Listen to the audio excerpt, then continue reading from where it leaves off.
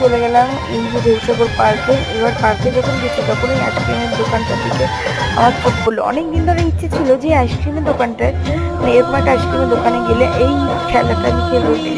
মিউজিকের সাথে বেশ এরা করছিল আর বেশ মজা লাগছিল।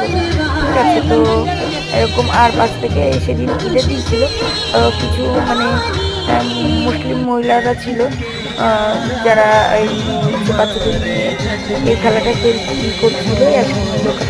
চলে গেলাম এই যে দেবসাগর পার্কে। এবার পার্কে যখন গেছি তখন এই আইসক্রিমের দোকানটার দিকে আমার চোখ পড়লো। অনেকদিন ধরে ইচ্ছে ছিল যে আইসক্রিমের দোকানটায় মানে এরকম একটা আইসক্রিমের দোকানে গেলে এই খেলাটা আমি খেলবো।